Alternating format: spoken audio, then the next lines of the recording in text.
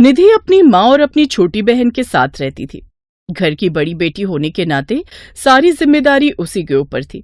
ऐसे ही एक रोज वो खाना बना रही थी, तभी उसकी छोटी बहन प्रिया उससे कहती है, क्या दीदी, फिर से वही रोज वाला खाना?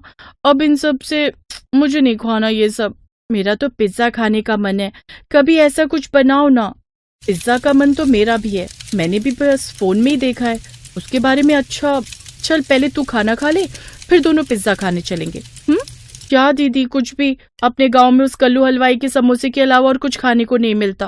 पिज्जा तो बहुत दूर की बात है, तो जब यहाँ मिलता ही नहीं है तो क्यों जिद कर रही है? दूसरे गांव में तो मिलता है ना, चलो वहीं जाकर लेकर आते हैं। अच्छा चल, पहले तू ये खाना खा ले, तब तक मैं बाकी का सारा काम निपटा लेती हूँ, फिर हम पिज्जा खाने चलेंगे। अब वो दोनों पिज्जा खाने चली जाती हैं। वाह, सारा खाना एक तरफ और ये पिज्जा एक तरफ। अब समझ आया लोगों को ये क्यों इतना पसंद है।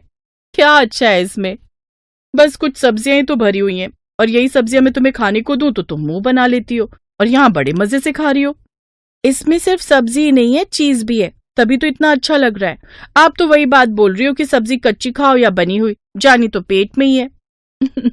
अरे ऐसा पिज्जा तो मैं घर पर भी बना लूं। अरे इसमें हंसने वाली कौन सी बात है, घर में सब सब्जियां तो रहती हैं ना। अब बस मुझे अवन चाहिए, फिर देख मैं कैसे तुझे पिज्जा बनाकर खिलाती हूँ। प्रिया और निधि दोनों घर आ जाती हैं। कुछ दिन बाद वो अपनी माँ से कहकर अवन लेकर आती है, और अब यूट्यूब पर देखकर निधि पिज्जा बनाने लगती है। अब धीरे धीरे निधि को भी पिज्जा की आदत लग जाती है। ऐसे ही समय बीता। अब निधि के लिए एक घर से रिश्ता आता है। बेटी, तुम पिज्जा के अलावा और क्या क्या बना लेती हो? बना तो मैं सब लेती हूँ, लेकिन मुझे पिज्जा बनाना और खाना बहुत पसंद है। अच्छा, वैसे लड़की तो हमें पसंद आ गई, ये रिश्ता हमें मंजूर है। सबकी रजामंदी से निधि और उदित की शादी तय हो जाती है, और कुछ दिनों में निधि अपने ससुराल आ जाती है। शादी के बाद वो अपनी पहली रसोई में सबके लिए पिज्जा बनाती है। ये क्या है बहू, ये तुमने क्या बनाया है? माँ जी, पिज्जा। आपको पता है ना मुझे पिज्जा कितना पसंद है, और आप सबको भी तो अपनी बहू का टैलेंट पता होना चाहिए ना। अब खाइए। सभी अपनी बहू का बनाया हुआ पिज्जा खाते हैं, और उन्हें उसके हाथ का बना पिज्जा बड़ा पसंद आता है। ऐसे कुछ दिन बीत जाते हैं।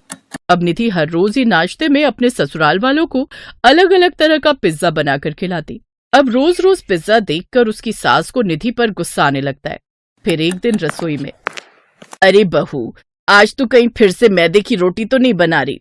माँ जी, मैंने आज चीज पिज्जा बनाया है। ओफो, ये तो हमें बीमार करके ही रहेगी। बहू, मुझे नहीं खाना ये पिज्जा, मेरे लिए तो तू सादा खाना ही बना दे। हाँ तो कोई बात नहीं, मैं आपके लिए दाल चावल बना देती हूँ। सिर्फ मेरे लिए नहीं, बल्कि सबके लिए, हम सबके लिए तू दाल चावल ही बना दे। ठीक है, फिर मैं आप सबके लिए बना देती हूँ, और मैं खुद वो पिज्जा ही खा लेती हूँ। अब निधि सबके लिए तो खाना बनाती, लेकिन अपने लिए हर वक्त वो अलग अलग तरह के पिज्जा बनाकर ही खाती। उसे कोई कितना भी समझा ले, लेकिन वो किसी की नहीं सुनती। ऐसे ही समय बीता। एक रोज निधि का पति और सास दिल्ली किसी फंक्शन के लिए गए। अब निधि घर में अकेली रही, और अब तो वो सुबह से शाम तक बस या तो पिज्जा बनाकर खाती या बाहर से मंगवा लेती। कुछ दिन बाद जब गायत्री और उदित घर वापस आते हैं, तो पिज्जा के डिब्बे देखकर हक्के बक्के रह जाते हैं। उसकी सास गुस्से से तिलमिलाते हुए कहती है, ये सब क्या है बहू, तुझे जरा भी शर्म नहीं आई क्या? जी तो चाह रहा है इस पिज्जा देवी की आरती उतारूं, पता नहीं क्या करके मानेगी ये। माँ जी, मेरे पिज्जा को लेकर आप कुछ नहीं कहोगे? अरे कमबख्त, इतने पैसे इस पिज्जा को खाने में और बनाने में फूके हैं, इतने में तो महीने भर का राशन आ जाता। अब समझ आ रहा है बेचारा मेरा बेटा क्यों दिन पर दिन गंजा होता जा रहा है। माँ जी, पिज्जा को लेकर मेरी जो दीवानगी है वो मैं आपको पहले ही बता चुकी थी, और अब आप मुझे खाने से नहीं रोक सकती। अच्छा ठीक है, फिर जो तेरे मन में आए तू कर, मैं तुझे नहीं रोकूंगी। यही आपके लिए बेहतर रहेगा, और मेरे खर्चों को गिनाने से पहले अपने खर्चों को देखा कीजिए, जो पूजा पाठ में कितने पैसे खर्च कर देती हैं। अब उदित से सहा नहीं जाता और वो उसे जोरदार थप्पड़ मारता है। माँ तुम्हारी भलाई के लिए ही कह रही है निधि, इतना ज्यादा पिज्जा खाओगी तो हालत खराब हो जाएगी। और तुम्हारी हिम्मत भी कैसे हुई माँ से ऐसे बात करने की? तुम्हें शर्म नहीं आती? माँ से ऐसे बात करती हो। ओफो, तुम दोनों की आखिर प्रॉब्लम क्या है? मैं रोटी खाऊं या पिज्जा, तुम लोगों को क्या फर्क पड़ता है? तुम्हारी हरकतों से लगता है पिज्जा खा खा करना तुम्हारे दिमाग ने काम करना बंद कर दिया है। तुम्हारी मोटी बुद्धि हो गई है। कल को तुम्हें तकलीफ होगी तो परेशान तो हम सभी होंगे ना।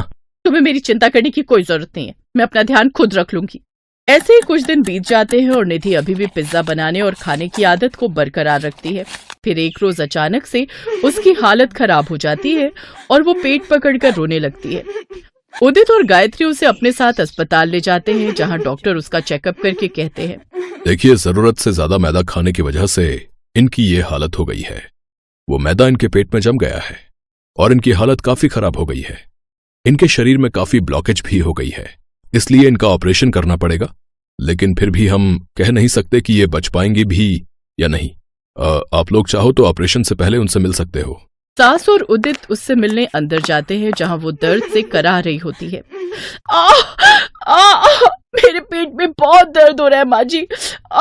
मुझे माफ कर देना जो मैंने आपकी बात नहीं मानी। मुझे लगता है मैं और नहीं जी पाऊंगी। तुम पागल हो गई हो क्या? तुम्हें कुछ नहीं होगा, तुम ठीक हो जाओगी। निधि की आंखें भर आती हैं। कुछ देर बाद डॉक्टर की टीम उसको ऑपरेशन करती है, जिससे उसकी जान बच जाती है और वो पूरी तरह से ठीक हो जाती है। उस दिन के बाद उसने हमेशा के लिए पिज्जा बनाना और खाना छोड़ दिया, और कभी मन करता भी खाने का तो वो कभी कभार साल में 1-2 बार ही खाती। इसीलिए कहते हैं किसी भी चीज की अति भी नुकसानदायक होती है। नागपुर में रतन नाम का एक आदमी अपनी पत्नी रजनी और बेटी सोमा के साथ रहता था। रतन की पिज्जा शॉप की एक छोटी सी दुकान थी, जिसमें वो पिज्जा बनाकर बेचा करता था। उसके हाथ के पिज्जा खाकर गांव में सभी उसकी जमकर तारीफ करते थे। वाह भाई, क्या स्वाद है रतन भाई। हाँ, कमाल का पिज्जा बनाते हो भैया तुम तो। भले ही तुम्हारी दुकान थोड़ी छोटी है, लेकिन सस्ते दाम होने के कारण हम गरीब भी इस पिज्जा का आनंद ले सकते हैं। हाँ, ये तो बस आप सबकी दुआएं और ऊपर वाले की मेहरबानी है, जो दाल रोटी का गुजारा निकल ही आता है। रतन अपनी छोटी सी दुकान से थोड़ी बहुत कमाई कर लेता था, जिससे वो बहुत खुश था। लेकिन एक रोज जब वो दुकान में अवन में पिज्जा बना रहा था, वो अचानक से अवन में ब्लास्ट हो गया और उसकी पूरी दुकान में आग लग गई। साथ ही रतन भी उस आग की चपेट में आ गया। बचाओ बचाओ!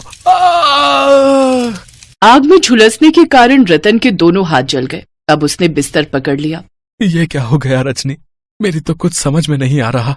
अब घर कैसे चलेगा? कमरे का भाड़ा, सीमा की स्कूल की फीस और घर का खर्चा अब कैसे होगा? ना तो दुकान रही और ना ही मैं ठीक रहा। आप दुखी क्यों होते हैं जी? आपकी जान बच गई, यही हमारे लिए काफी है। और घर की चिंता आप मत कीजिए, मैं कुछ न कुछ काम ढूंढ लूंगी। रजनी ने रतन को तसल्ली देने के लिए ऐसा कह तो दिया, लेकिन सच तो ये था कि वो खुद नहीं जानती थी कि अब उसका घर कैसे चलेगा। उसने अगले दिन से काम ढूंढना शुरू कर दिया। बड़ी मुश्किल से उसे एक घर में खाना बनाने और झाड़ू पोछा करने का काम मिल गया, जिससे उसे कुछ आमदनी होने लगी। लेकिन एक रोज, रजनी, ये लो तुम्हारी पगार, अब से सारा हिसाब बराबर। अब से कल तुम काम पर मत आना, क्योंकि इनका ट्रांसफर दूसरे शहर में हो गया है और अब हम सब वहीं शिफ्ट हो रहे हैं। ये सुनकर रजनी परेशान हो गई। उसने कहीं और काम ढूंढने की बहुत कोशिश की, लेकिन उसे कहीं काम नहीं मिला। माँ, बहुत दिन हो गए पिज्जा खाए हुए। जब से बाबा की दुकान चली है तब से हमने पिज्जा खाया ही नहीं। आज मेरा मन पिज्जा खाने का कर रहा है, तुम मेरे लिए बना दो ना पिज्जा। लेकिन वो बनेगा किसमें? मशीन तो। तभी उसकी नजर रसोई में रखी बड़ी कढ़ाई में जाती है, जो उसकी माँ ने उसे दहेज में दी थी। पिज्जा? हाँ, बन जाएगा पिज्जा।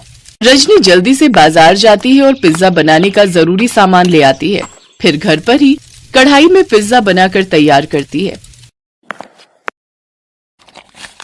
उस पिज्जा को खाकर तो रतन और सोमा भी हैरान थे, क्योंकि वो तो बाजार में मिलने वाले पिज्जा से भी ज्यादा स्वादिष्ट था।